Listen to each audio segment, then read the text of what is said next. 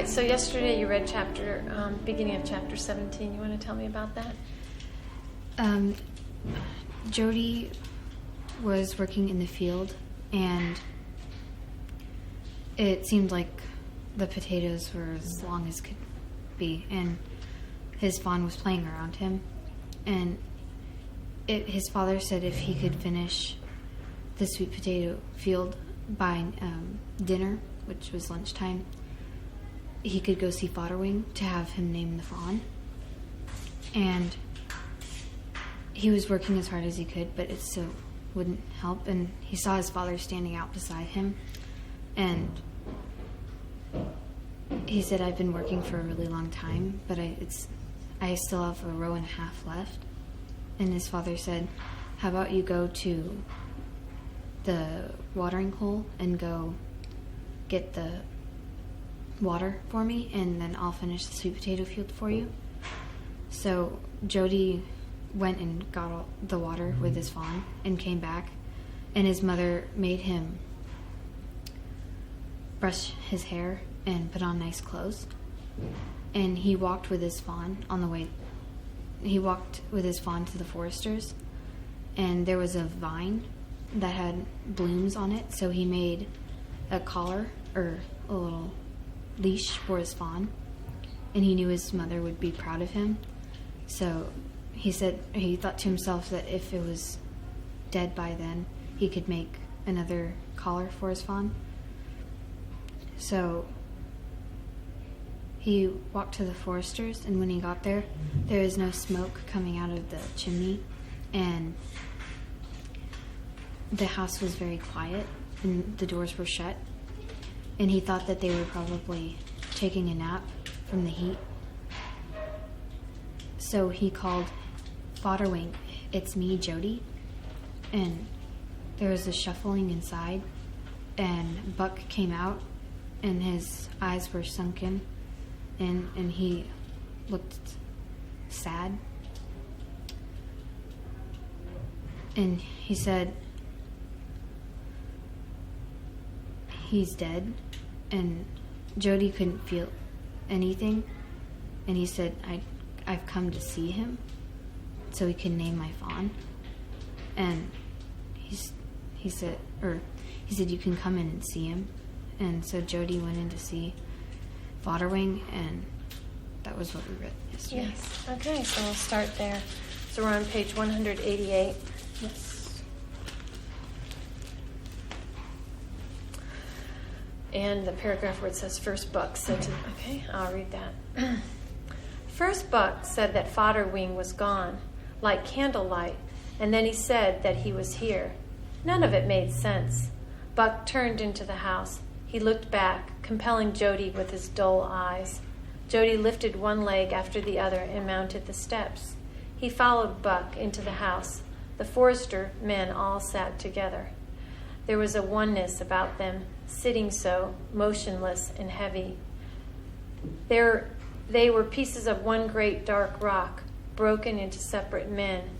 Pa Forrester turned his head and looked at Jody as though he were a stranger. Then he turned it away again. Lem and Mill Will looked at him. The others did not stir. It seemed to Jody that they saw him from over a wall they had built against him. They were unwilling to hold the sight of him. Buck groped for his hand. He led him toward the large bedroom. He started to speak. His voice broke. He stopped and gripped Jody's shoulder.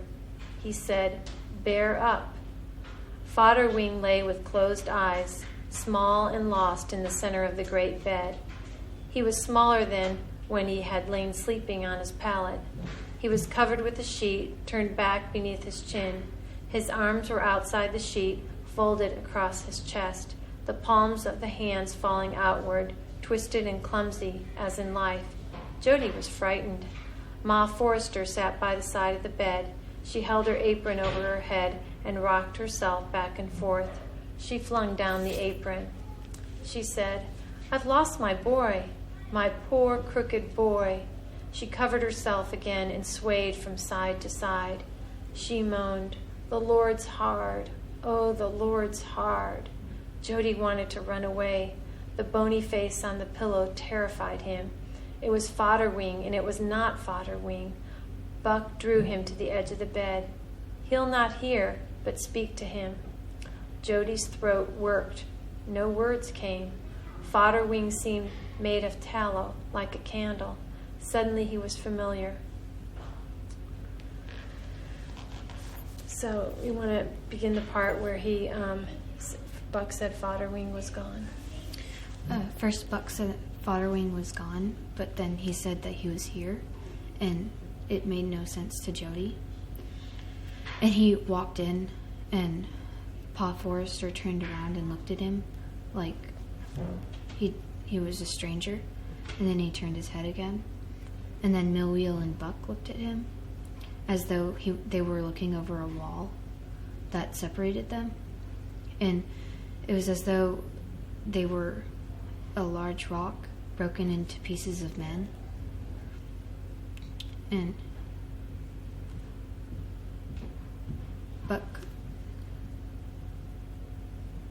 groped for his hand, or tried to find his hand, and his voice broke, and he tried to say something, and he said, "Bear up." And Jody followed him into the room, and Ma Forrester Fodderwing was laying on the big bed, and his body was small compared to the bed, and the sheet was pulled up to his chin and then folded over, and his arms were crossed on his chest, and his palms were up, looking crooked, just like life. And Jody wanted to run away because he was scared, and Ma Forrester sat on a chair, and she was swaying with her apron over her head, and she flung the apron down, and she said, "I've lost my boy, my poor crookedy boy." And she put it over her head again and started swaying again, and said, "The Lord is harsh. Oh, the Lord is harsh." And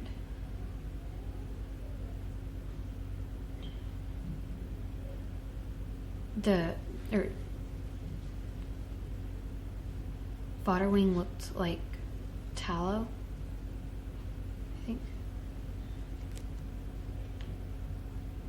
That's all I can recall. Okay, and I'll read the next part. Jody whispered, "Hey." The paralysis broke, having spoken. His throat tightened as though a rope choked it. Fodderwing's silence was intolerable. Now he understood. This was death. Death was a silence that gave back no answer.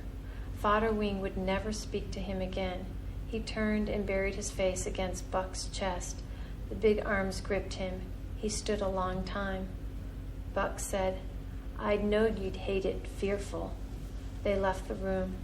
Pa Forrester beckoned to him. He went to his side. The old man stroked his arm.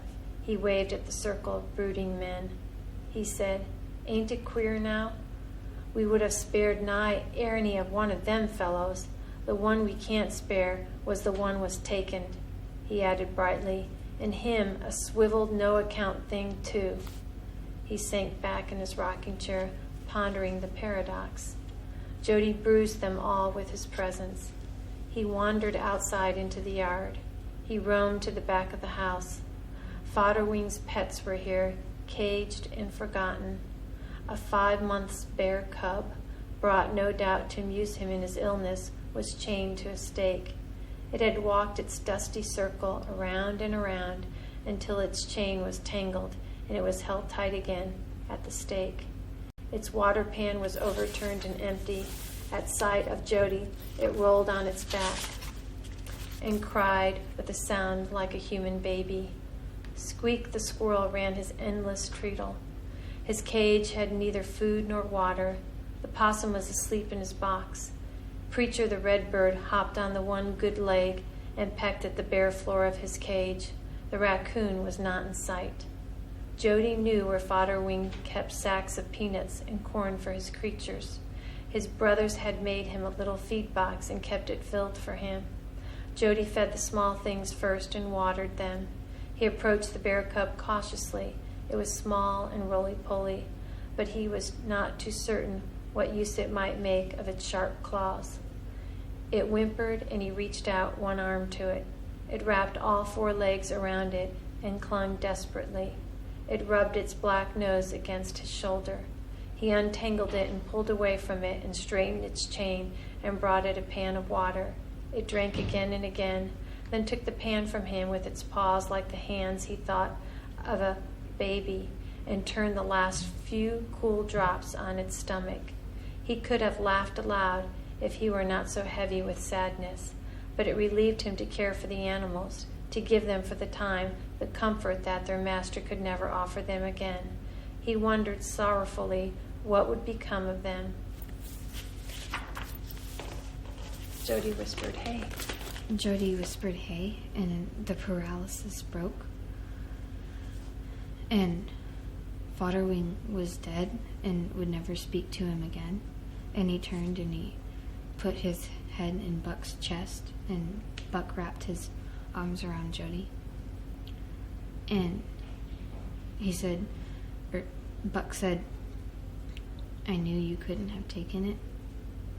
And Jody bruised them all with his presence, so he went outside to where Fodderwing's animals were, and there was a 3-month-old bear cub, which had gone in a dusty circle and wrapped itself around a stake and gotten all tangled. And Jody did not touch it because he didn't know what it was going to make with the use of its claws. But there was no food in any of the cages, and Squeak the squirrel ran across its cage, and the red bird hopped on its one good leg and pecked at the bare part of its cage. And Jody knew where Fodderwing's peanuts were. And so he took the bear cub and put his arm out to it, and the bear cub was still roly-poly from its being a baby, and put its arms around Jody's arm, or it put its paws around Jody's arm and hugged it, and then put its nose on Jody's shoulder. And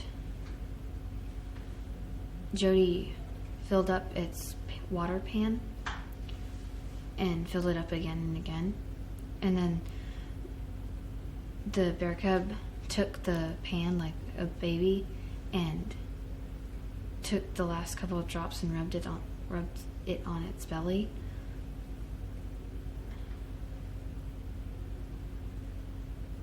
And Jody knew. That's all I remember. Okay, and then we'll stop there.